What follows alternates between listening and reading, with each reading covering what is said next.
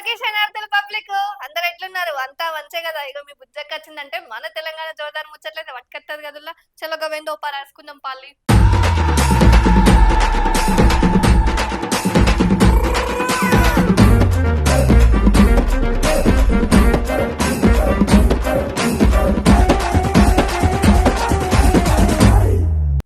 చదువుతున్నవా గాడిదగాయనికి పోతున్నవారా సన్నాసి?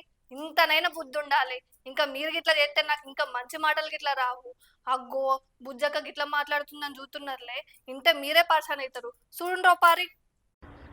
అధికారం పోయినా బలుపు మాత్రం తగ్గలేదు. నీ బలుపు అనగదీసే బాధ్యత ఇక్కడున్న మా కాంగ్రెస్ పార్టీ కార్యకర్తలు తీసుకుంటారని చెప్పి ఈ టీఆర్ఎస్ సన్నాసులకు నేను చెప్పదలుచుకున్నా. ఆ సన్నాసి దుఃఖం బాధ ఏందని నేను కనుక్కుంటే అక్కడ వాళ్ళ అయ్య విగ్రహం పెడదాం అనుకున్నాడట. వాళ్ళ అయ్య పోయేదెప్పుడు, వీడు పెట్టేదెప్పుడు అక్కడ విగ్రహము?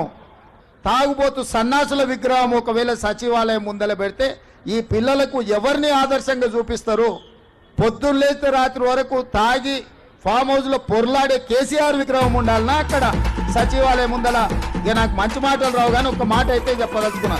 ఎవడైనా శాతనైతే వచ్చి రాజీవ్ గాంధీ విగ్రహం మీద చేయి పెట్టండి బిడ్డ, చెప్పు దిగకపోతే చూస్తా నేను.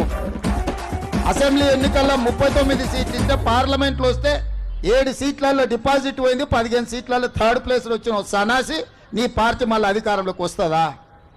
నీవు మళ్ళీ రాజీవ్ గాంధీ విగ్రహాన్ని తీస్తా అని మాట్లాడతావా? చింతమడకకు పోతావు బిడ్డ, నువ్వు అనుకుంటున్నావు ఈ చింతపండు అవుతుంది అక్కడికి వస్తే. ఆయనకి ఇప్పుడు తెలంగాణ తల్లి గుర్తొచ్చింది. ఇన్ని రోజులు గాడిదలను కాసినవా?